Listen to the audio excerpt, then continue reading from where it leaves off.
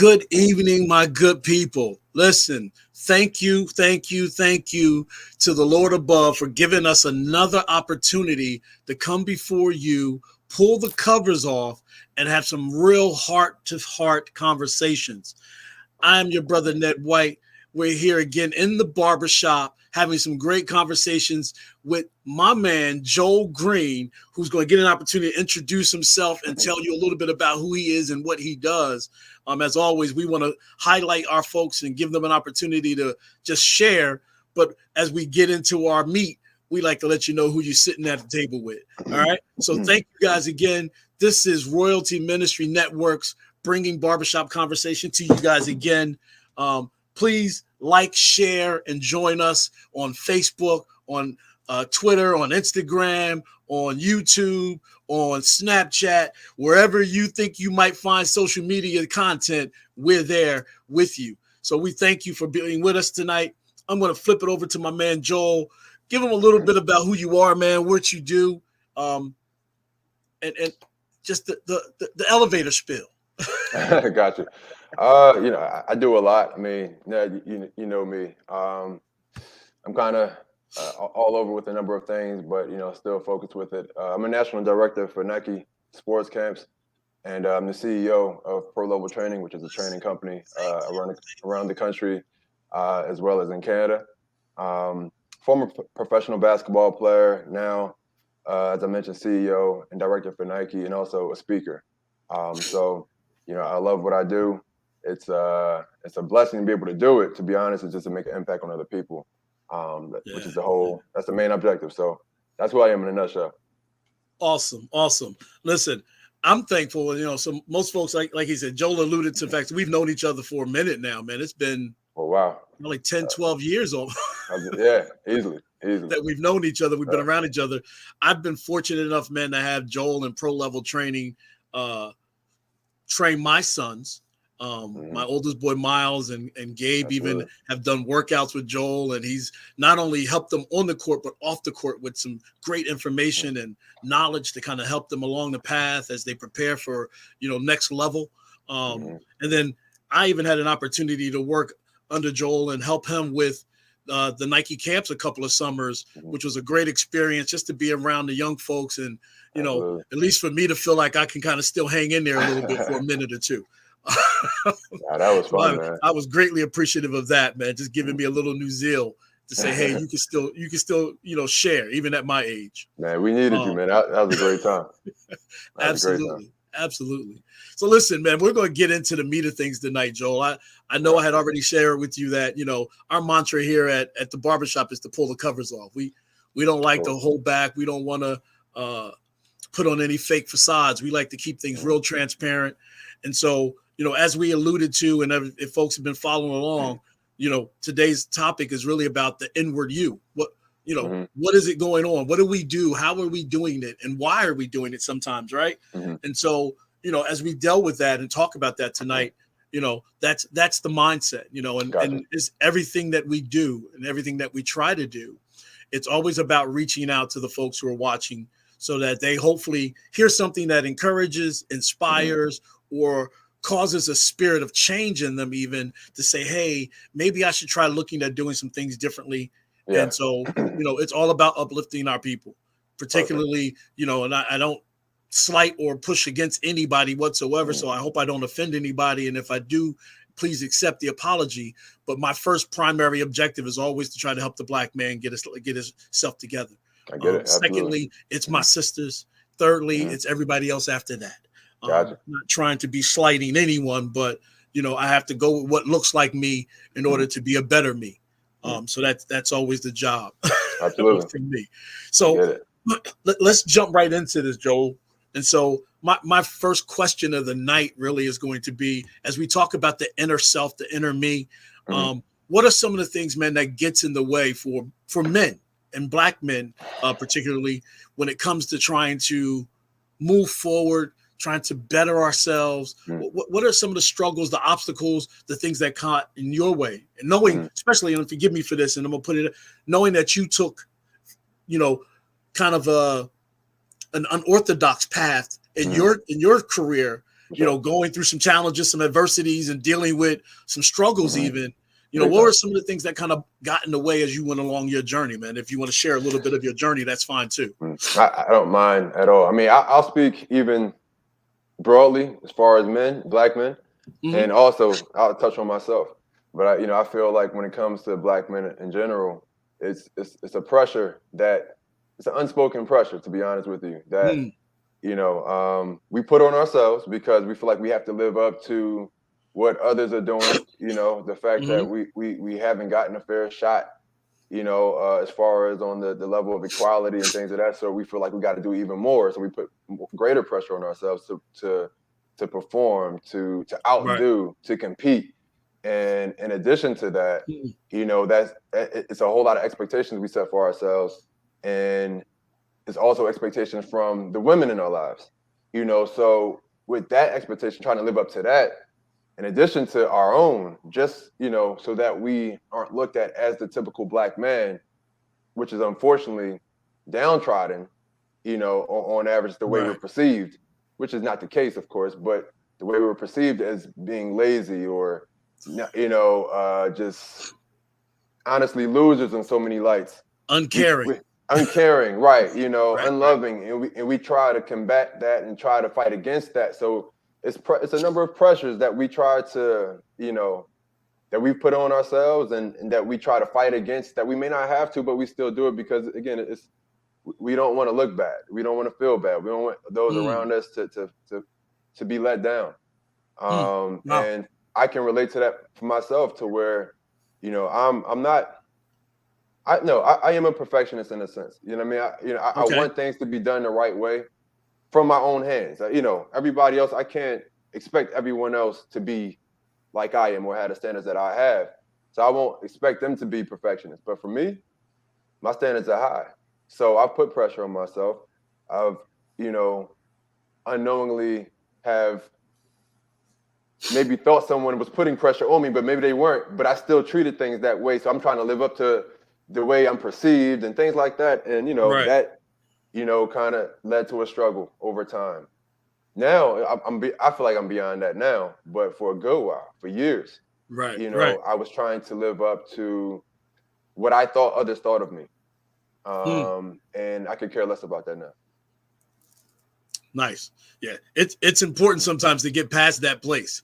I think a lot of us, man, have lived in a bubble of meeting the expectations of the folks who are connected to us, or what society seems to think that we should be or what we look like. And when we get to a place of, uncaring in that in that aspect, like, it doesn't matter what you think about me. I have to be happy with me. I have to set a standard that works for me. I have to put some expectations that I know I can manage and deal with. It makes life a little bit more simpler for us. A whole lot more. My dad told me before, he said, care less, but don't get careless.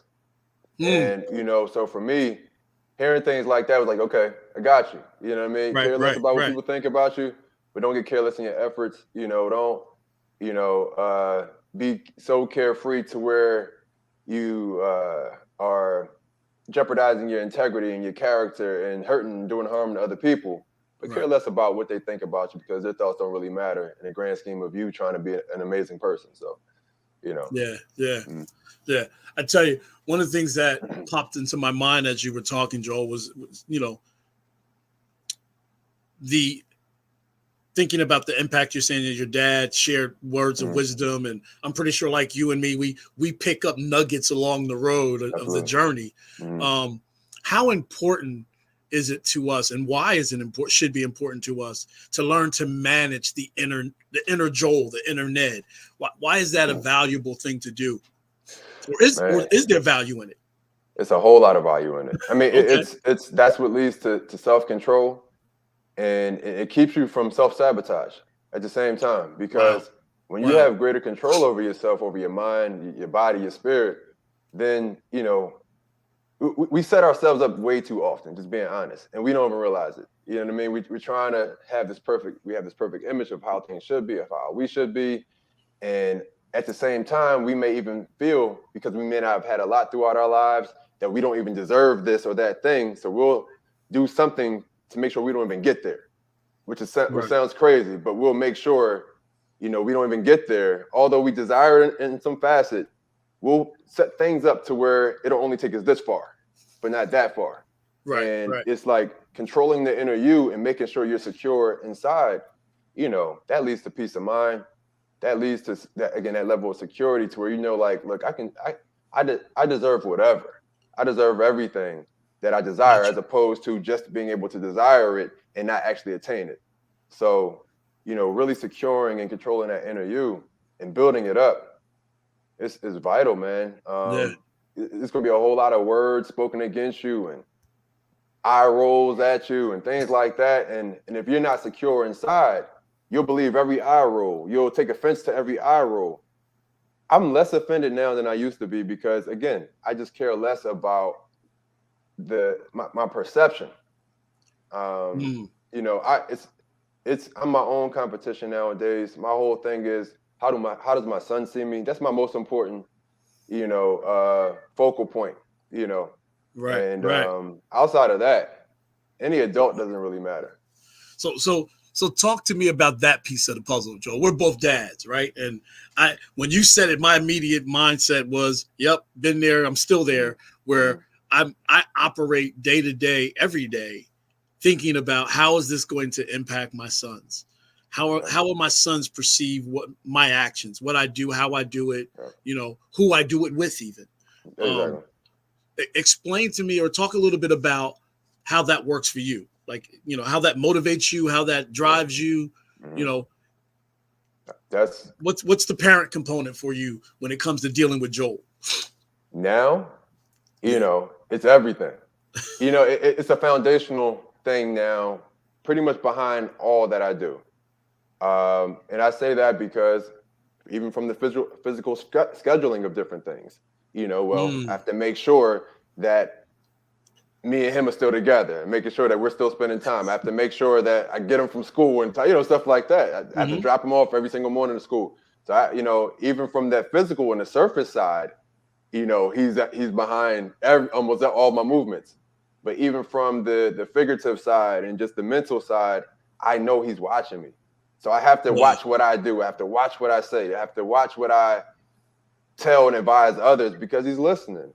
You know what I mean? Like every day, we build philosophy. We have these things I call quote cards. So, I developed, I wish I had a couple that I could show you, but, I've cut out, a good amount of cardstock paper, some vintage cardstock paper. Okay. I printed out some quotes on them, and we review them before school in the mornings.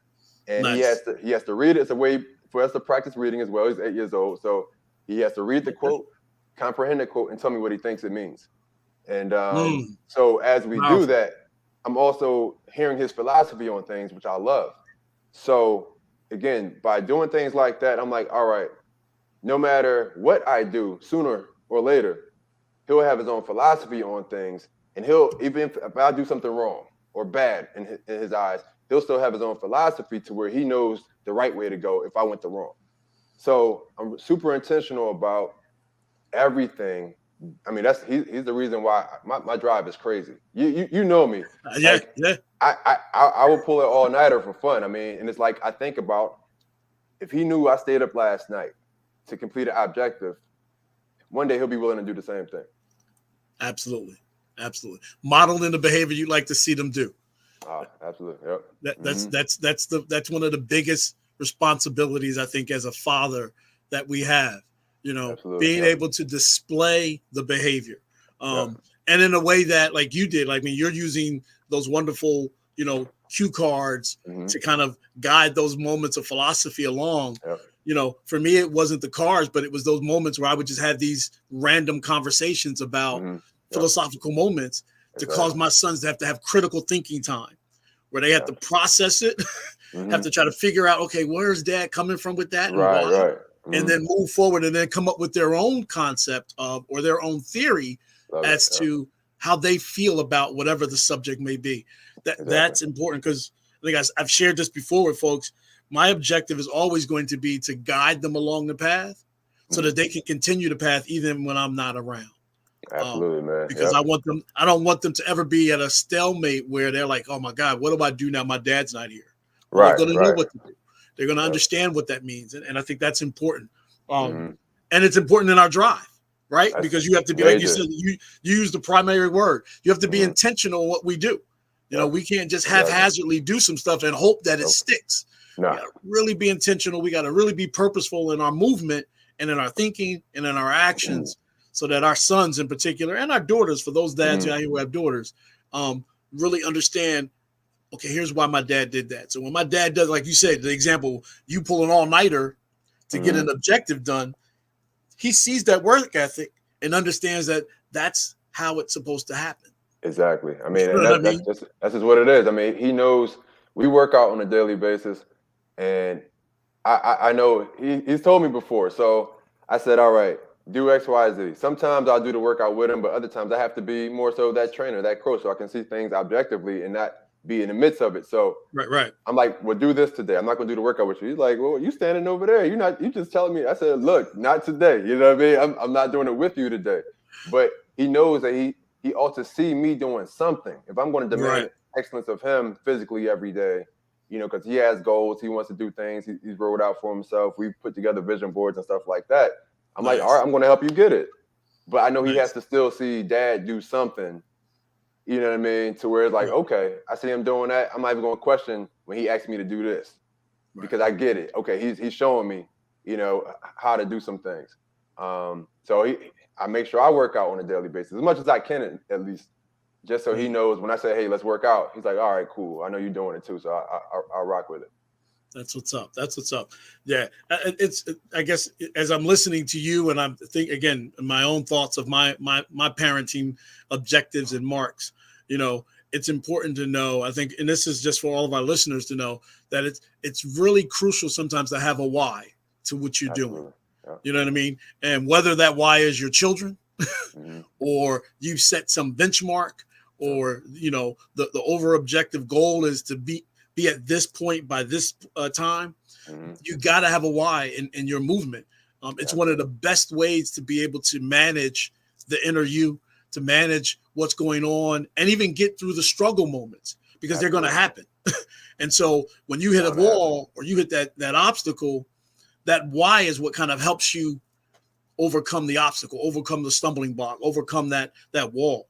That's what it is for me. I feel that's exactly what my son serves as. Is my why. I mean, I feel like your why should be so powerful that whatever it is, whether it be a person or a thing, it should be able to bring tears to your eyes. Whether it be a person or a thing.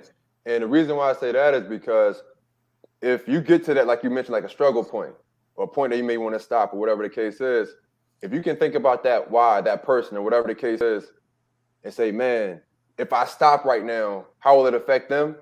If it don't bring tears to your eyes, like if it don't affect you enough to where it can make you emotional, it probably shouldn't be your why.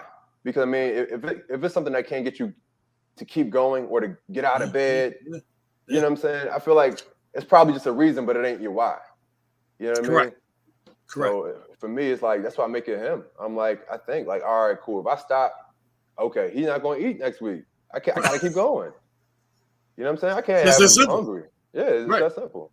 It's just that simple. And I think you're absolutely right, Joel. I think the why has to be something that is so motivating. It's got to be passionate for you, right? And so if it's not something that you're willing to, like you said, cry for or sacrifice for, right, then you're not. It's not a why.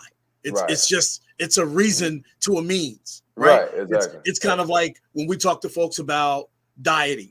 And we say to people, you know, if you say, hey, I just want to lose 10 pounds because I got to get in this outfit. Right. Well, that's a reason. It's a reason, right. That ain't a why. Like if you said, hey, I want to lose 10 because I just need to be healthier. Right. That's different. There's a difference. Now I have a why. My why is I need to be healthier because I want to live longer. I want to live a healthier life. And so those dynamics are important for us, especially as men, to be able to have something tangible that we can hang our hat on.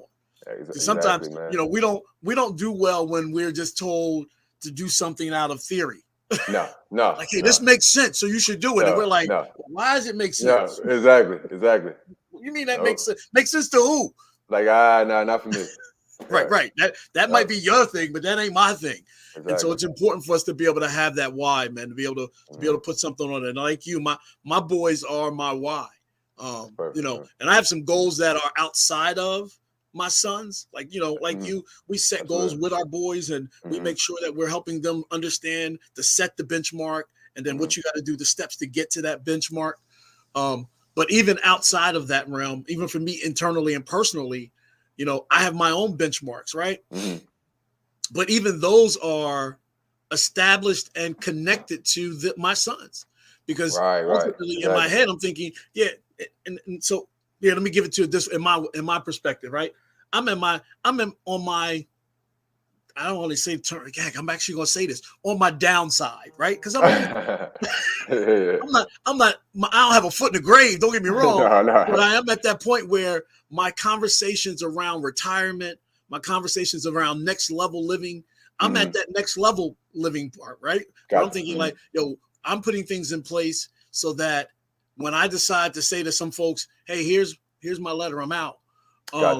You know, I have some things in place that I can kind of live comfortably to the best of my ability, right? So, but even as I do that, I got to think about, okay, how is this going to be perceived by my sons so that they can either model the behavior that I'm displaying or do better than the behavior that I'm displaying. To see what I'm doing and think like, okay, dad did this, that, and the other, but if he did it, all right, I can take that to the next level even from what he did. And so that's always going to be my why, man. I'm always going to be doing whatever I do to help them understand how to do it better.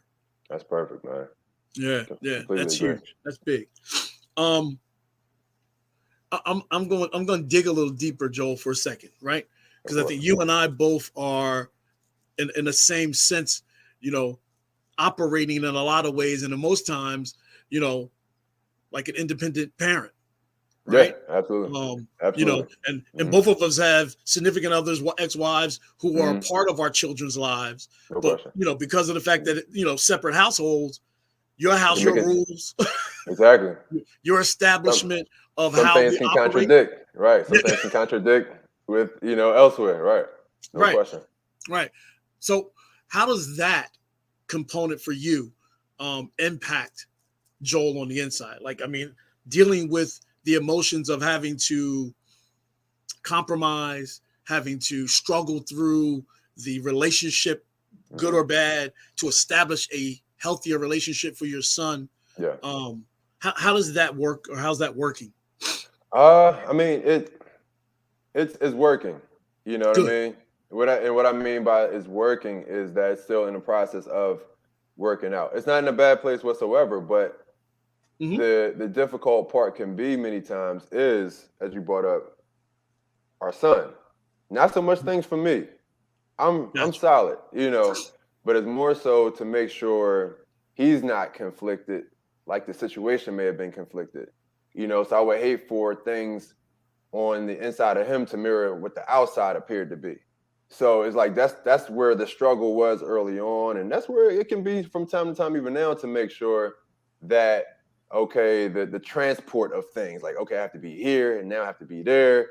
You know, I would hate for that to then be what's happening internally for him as well. Like, I'm here and I'm there. No, I want you to still be constant. I want your inside, I want your mind, your spirit to be constant, even if you're over here physically one day and over there physically the next day.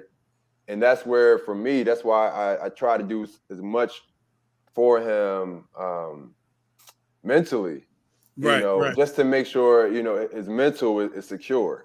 You know what I mean? That he's okay emotionally. You know what I'm saying? He's a kid. So from my end, I'm like, okay, here's what you're doing over there. But yeah, when you're here, you're gonna be doing this. You know what I'm saying? And I have to make sure that, you know, things still align. You know, so me and her, we may talk about some things, you know, but we have to make sure they still align. But at the same time, whatever I do, it has to be productive. You know what I'm saying? It has to be progressive to where it's moving him in a positive light, period. He knows me, you know, probably out of between me and his mother, I may be more of the army one, you know. the standards are like Yeah, always. you got the structure set. Like, listen, man. Yeah, so that's just what it is for me. I Nice. figure if I'm setting the standards like that for myself, look, dude, you're my mini me. He knows it, I know it, and I'm like, look, your bar don't have to be as high as mine right now, but I'm gonna raise it as high as I can for you because I don't want you to live below your capabilities. So, yeah, I Right. mean, it's not as conflicting. It's just more so trying to make sure he's good emotionally, man. That's just the main thing Yeah. because it still hits him from time to time. It's a tough thing to deal with. Yeah. So that's my main thing. Right. And even in those moments, because like, I brought it up because of the fact that like I know I'm and I said this to somebody just yesterday and it registered. Like I'm over 10 years removed from my marriage. Yeah. Right. And it didn't register to me that even 10 years removed, I'm still navigating, I'm still, feeling my way through moments and helping my sons assess and evaluate. Right. Internally, I'm still dealing with, okay, let's process this so that it's not about you, Ned. It's about right. your boys, Exactly. and getting my own emotional baggage intact. So it is a challenge at times, for me, even like I said, and it's been 10 plus years. And it was baffling almost to a moment when I said it to somebody just yesterday. Yeah. I was like, yo, it's 10, and I'm still like, right. It's like, you ain't got past this yet, Ned. Still making adjustments, Right. Yeah. Right. And it's reminiscent of, I jokingly say this, and I'm not comparing it in the totality of it, but it's almost like the 12-step program of somebody who's been going through an addiction process. I get it. Right. Because you're literally like every day could be a setback day. I get it. Yep. And anything could trigger you to say, this is why. Right. And you have to figure out and process internally, how do I manage my emotions, my feelings, my gut reactions to a moment. Right, exactly. So that I'm not damaging my sons, so that I'm not damaging this new relationship that I'm trying to establish with my ex. And so that we're all moving forward, we're all progressing, we're all growing, and developing. Because I think that's the hard piece, and that's part of the struggle that we deal with sometimes, because it's not easy. No, it's not. I mean, and like you mentioned the triggers, and that's that default processing that has had to change and it's still changing, on my end. You know what I mean? And again, I'm over 3 years removed. So I'm on the third step. You can say it like that of the 12. But it's like it's a process, man, for sure. I'm embracing it more now. I didn't embrace it early on because it was more so like you said, oh, that's why, or this is the reason why. Beyond it at this point now. But when it still arises within. You keep it from coming out. But at the same time, if you're trying to build something up and they may do something counterproductive, you may want to react a certain way. But it's more so now, like I said, by me not putting myself before my son in this situation, that's what makes it better for me as far as the self-control. And, I'm never a blamer, so I don't like blaming anybody anyway. But because there's a benefit. Right. But it just helps me to control myself more by not putting myself in the forefront of it, but putting him saying, hey, look, relax, because you're really not the most important one here. He is. So just make sure you're looking for the solution as opposed to trying to talk about the problem. Find a solution. And that's what, has helped me through this process, because it's tough, man. It's tough to, like you said, to do things from a singular standpoint. When by nature it's great for a kid to have, the both sides, both components. But that's life. That's life. Yeah. And that's one thing I've had to accept and adjust to, the fact that it's life. And that and not trying to also give him like a preset experience that I preset. You know what I'm saying? Like I preset, you're gonna have two parents in the household. That was my preset for him. It ain't work out that way. It You know didn't what I'm work saying? out. And I had to accept that. And Yeah, in the moment I finally, allowed myself to accept that and embrace it, things got easier. yeah, yeah. And I think, and that's the piece that as parents we have to start understanding, particularly from the male perspective. I can only speak. I can't Mhm. speak for the wife or the mom, Right. right? Because Mhm. I'm not one. But Right. from a dad's perspective and from the male's perspective, we have these preconceived notions, this preset of, hey, Yep. here's what we're working towards. Like, Mhm. we want that to be the standard. And Absolutely. then when that falls off kilter or falls Mhm. away to the wayside, it sometimes rocks us. And a lot of Absolutely. dudes, it rocks us to the point where we just feel like, you know what, I'm done. I don't want to Right. deal with this no more. Exactly. But the reality of it is that it's life. It's life. And because life Mhm. still goes on, Yep. because, listen, the alternative to living is not something I'm interested in. Exactly. Exactly. I got to still Straight try up. to figure it out. So how do I Mhm. process? How do I reestablish, Mhm. um, and almost reinvent a new standard? No question. Yeah. I You mean, know what I mean? that's the perfect way to put it. I mean, that's exactly what has to happen. You have to create a whole new way Yeah, of living, of livelihood, of everything. You know what I yeah, mean? yeah, Because from your point of view and from the kids' point of view, everybody's seeing something different. You know what I'm saying? It's like you see things through, yeah, everybody has whole new lenses on. You know what I mean? yeah, It's like yeah, it's a different scenario. So it's a yeah. whole lot of adjusting. Um, and like I said, what helped me was at least just accepting the adjustments. At first, the struggle was there because I did not accept it. I'm Wow, like, wow, nah, like, no, this is not cool. And wow. I don't complain about anything. And I was complaining about the fact that it was a change. And One that you didn't want. one that I didn't want, Yeah, you yeah, know. And then, I had to realize like, hey, that change may have been the best thing, fortunately or unfortunately, whatever you want to phrase it as. But I had to realize that change, had it to be happened. accepted. It had to be accepted. It had to be Had to be accepted. accepted because it was And there. it was right, exactly, and it happened. And Right, right. and I've had enough happen in life to whether it been losing loved ones or whatever the case is. Things happen, and I had Mm, to like recall those things to just realize change and stuff happens abruptly, and you just mm, have to move on. You have to move forward. You don't have to move on from it completely, but a portion of you period, has to at least accept what happened. mm-hmm. When it comes to like death, you don't have to move on from that family member, but you got to move forward. You know what I'm saying? That's You right. have to accept the fact that, hey, look, you gotta adjust and realize they aren't there anymore. Yeah, yeah, yeah. And that is a huge life lesson, bro. When I think about the adjustments that we make because life does throw curveballs at us, right? Yeah, straight up. Life does throw some adverse moments, whether it's through loss of loved ones, Hmm. through change of life, your life expectancy and life changes, Hmm. and whether it's in marriages, coming to a closure, or Yep. whatever it may be, loss of job. Right. You have to learn how to accept it Yep. and then reassess and evaluate how do we move forward and what do I need to do to move forward.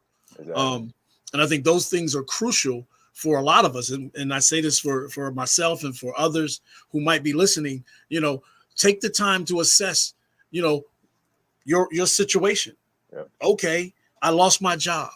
Yep. Have to accept the fact that I am no longer employed by this company, this Yep. organization, this foundation, whatever. Now what? Hmm.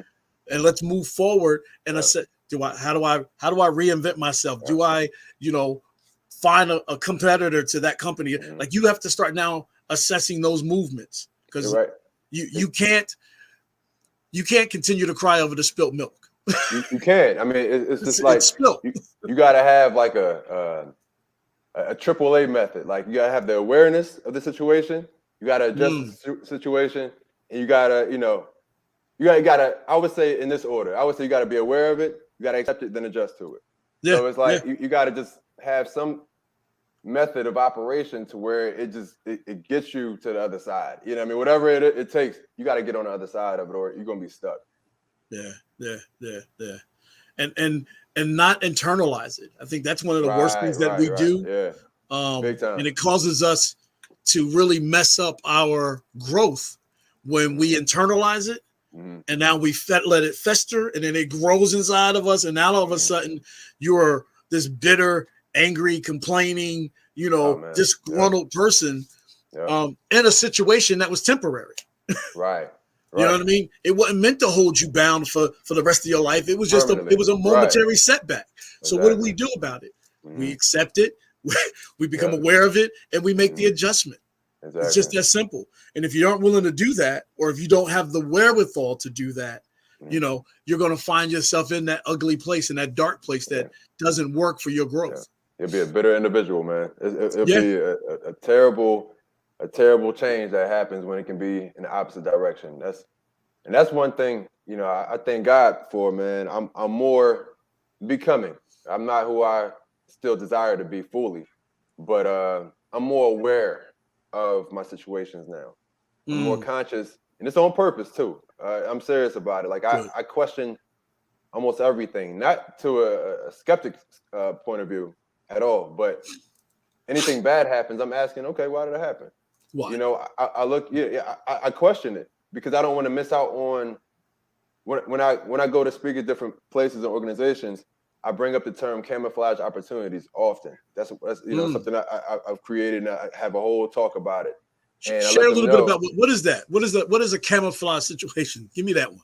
So camouflage opportunity is literally it's something it's a seed of positivity that's buried within a negative surface.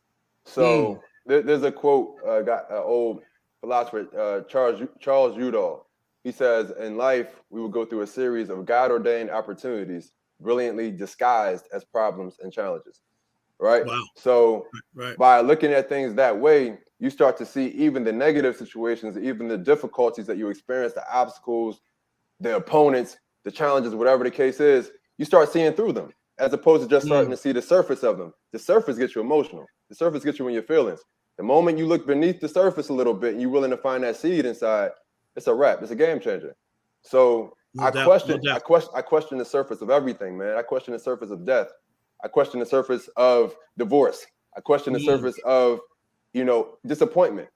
So it's like when I do that, number one, it takes me out of my feelings for a moment, which is what I need. I need to get out of my feelings for a moment.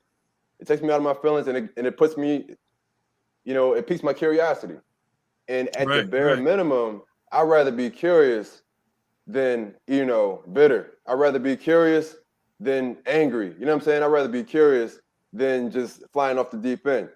So I'm always in search of something, that's being covered up by a negative surface, that's kind of camouflage. It's hard to see at first. But the moment you dig for it a little bit, you find that opportunity. Yeah. I like that. I like that camouflage opportunities, man. That's cool. I'm gonna let you know up front. I'm stealing that. You got because it makes so much sense. Because there's so many times that we are in our situations, our moments in life where like you said, adversity shows its ugly head, and then we're stuck looking at the adverse moment. Oh my But goodness. the minute that we shift our focus just enough to look beyond the situation, right behind it is a great opportunity. We live in a country that is built off of camouflage opportunities. No question. They've turned wars into millions many times before. Too many times.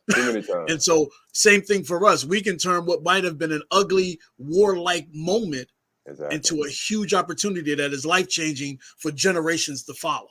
Exactly. So I like that. Camouflage opportunities is a keeper. That's a game changer.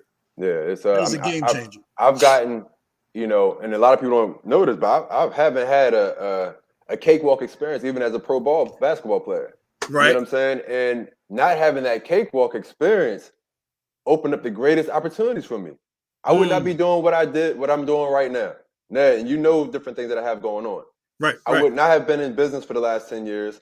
I would not be working, with the #1 sports brand in the world. Had I had a cakewalk experience as a pro, I would not be here. You would be here. And I'd much rather be here than playing professional ball. I love basketball in my life. You know me. I love it. That's it. But I'd much rather be at home with my son, raising him, as opposed to traveling. And he has to travel, and he sees daddy, every once in a while. I'd much rather be in the situation I'm in. And had I not had some negative experiences on the pro side, the opportunity of what I have in front of me right now wouldn't even be existed. Wouldn't be there. And like you said, because of those negative moments, it caused you to see other opportunities. Exactly. I was forced to. I had to. Right. And I did it. I accepted. I'm like, you know what? Let me entertain the other side. Play devil's advocate with your own situation. You know what I'm saying? And when I do that, I become my own therapist, man. I love that. I love to do those type of things because you speak to you first, whether you realize it or not. You know we what I'm talk saying? ourselves in or out of something in a heartbeat. Right. So it's like for me, I much rather, all right, speak life into something, speak encouragement into something. I don't have to be some Richard Simmons like, right. I ain't gotta do all that. You didn't pull the Richard Simmons out. Right.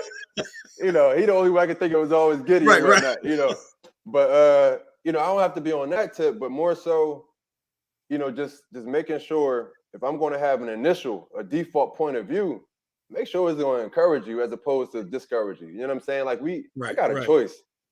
And I'm realizing that more than ever, man. I got a choice now. Listen, I think that if more people in general across the board understand and accept the fact that they do have a choice in the situation, that there is a decision that still needs to be made, one way or the other, you still have the opportunity. You still are empowered to decide whether I go left or right, whether I lay down or I get up, whether I move forward or I stand still. You have a decision. And when a lot of folks who say, oh man, I just give up, that's your choice to give up. Yeah. You know what I mean? Because there's some other folks who looked at you and said, I'm not giving up. I'm not going to stop. I'm not going to keep. I'm not going to just say that the game's over.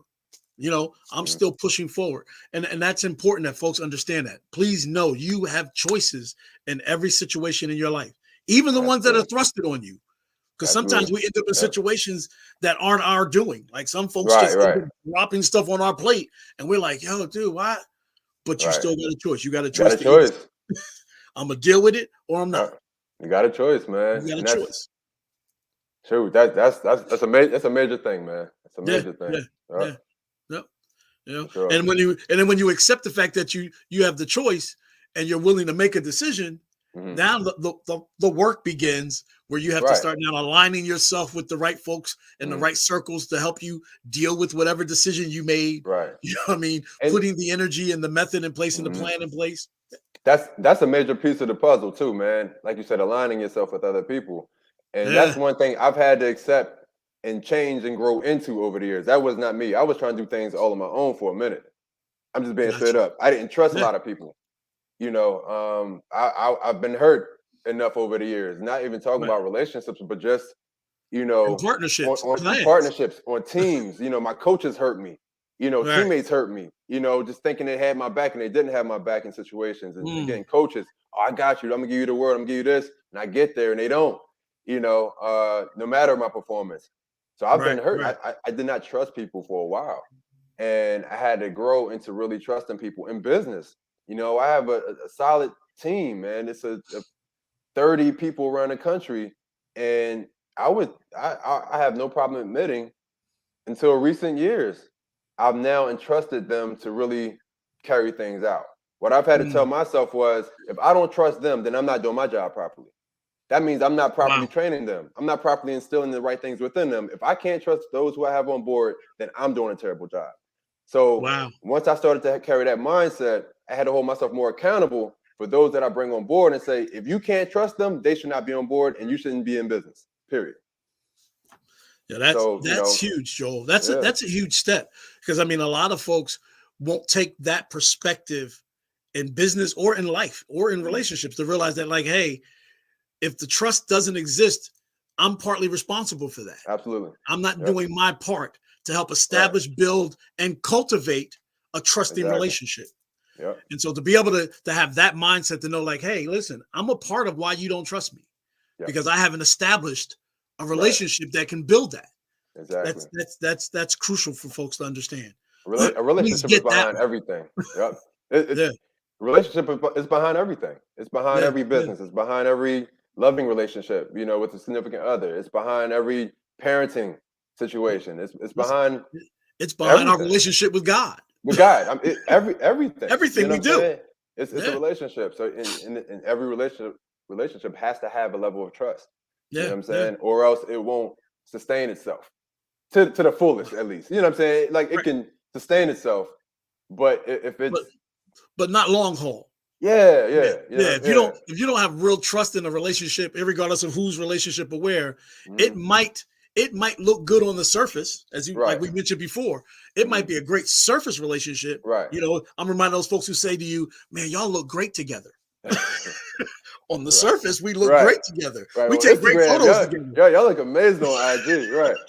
Right. On But Facebook, y'all behind look closed amazing. doors and in the middle of the night, we're dysfunctional as all get up. And Exactly. you don't know that because there's no trust, no real sustainable trust in the relationship. Exactly.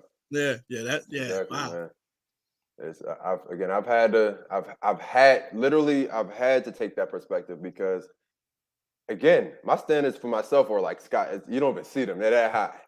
And I told myself I really shouldn't be in business. If I can't trust my team, I have to do better. I must do better, or else I need to close up shop. Period. Mm. Just period. And I'm not willing to do that. You know what I'm saying? So I had to step myself up and step my game Right, up. right. Because the reality of it is we realize that we put a lot of investment of ourselves into whatever it is that we're doing, or at least we should. Right. And if you're going to invest the energy, time, effort, and sacrifice into the entity that you own, then why not do everything possible to help it grow more, No to question. help it develop more, to help it become better and bigger? Exactly. And so you're absolutely right. Yeah, you got to connect to the right entities, the right people, the right circles to help grow whatever it is that you have. Right, because as that grows, you grows, Mm-hmm. they grow, and that's what it's about, man. It's not just about you. And and again, that's I've never been a selfish person. Again, you know me, but I just didn't trust people outside of my own hands. Building something that I want to be built. Right. Obviously, in a relationship, I've trusted significant others, things like that, but not so much Yeah. in business and even in a team dynamic. I'm just being honest. On teams, I just didn't trust my teammates all the time. I've been screwed over a lot. My coaches, it's hard, man. Listen, On a job, it's hard. I'm going to put this out there.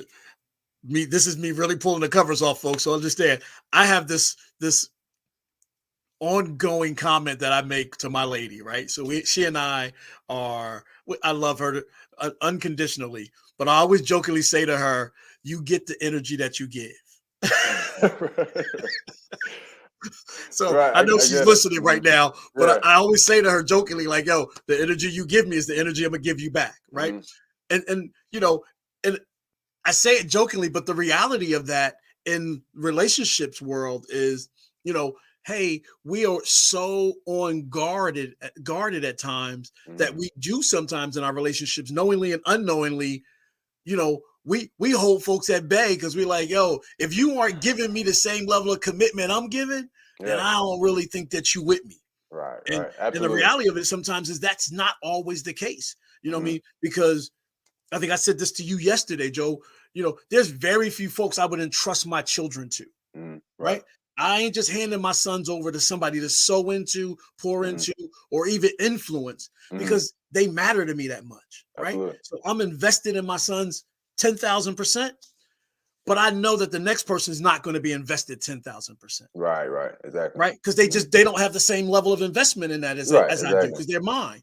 Exactly. But I do know that whatever their 100% is valuable. Right. Whether or not it's not my 10, but their 100 still has value. And so I have to trust that person still is going to give me the 100. That 100. You know what I mean? Like I don't expect them to give me 10. What you give, right? They're not bought in for 10. Right. But I do know that if they say to me they're going to give me 100, then I have to trust that they're going to give me the 100, and I can hold them to the 100. I just can't. I think we get caught up sometimes because we're saying to people, hey, you're not meeting my level of energy. You're not what meeting I'm my doing. level Right. You're not where I'm at with this. Well, no, they're not, because maybe they're 10,000% is invested in something else. Somewhere else, right. Which is something that they might be passionate about, their children or their employment. It's not a bad thing, right? And it's not a bad thing. And so as individuals, I think we have to stop putting that stamp on folks to say, hey, you're not giving me everything that I need from you, when they might be saying to you, listen, this is what I have.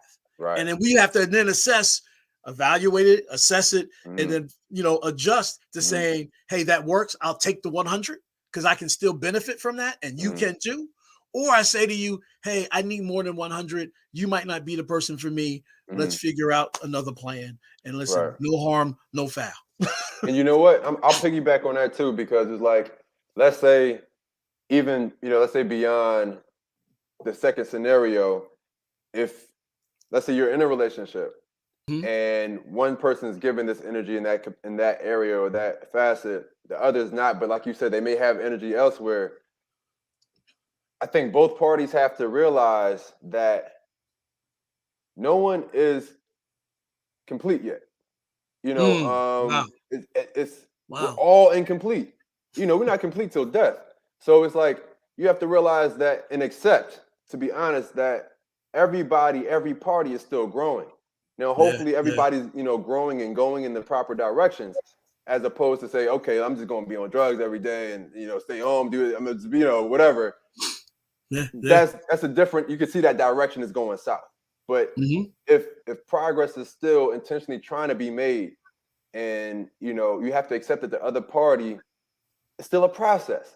Now, if you're looking for that complete person, you ain't gonna find it. You know what I'm saying? So it's like, even when you think the pastures are greener on the other side, it might just be artificially colored. Like, you'll get over there and realize it's gonna be washed off. Turf. When the rain comes and that storm comes, it's gonna wash that green away. You know what I'm saying? And it's like, man. So you have to start that process all over again and realize, okay, this actually is a process. And I think it's what a lot of people, myself included, has to do, is allow situations to be imperfect. You know what I'm saying? And because you are, you know what I'm saying? So you got to realize, like, all right, look, I'm not perfect. I'm not complete. I got a lot of other people to be in the same way. Listen, I'm this year, the slogan or the catchphrase for everybody who understands this gets it. It is a under construction year. Oh, man. And I think relationships are no exception to that.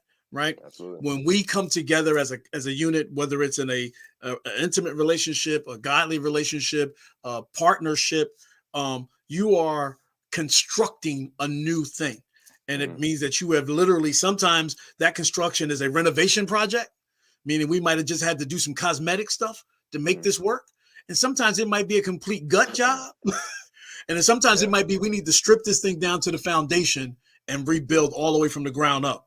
But either way, you are in a construction and on a construction site. We're all building something new. And it makes the process a little more palatable.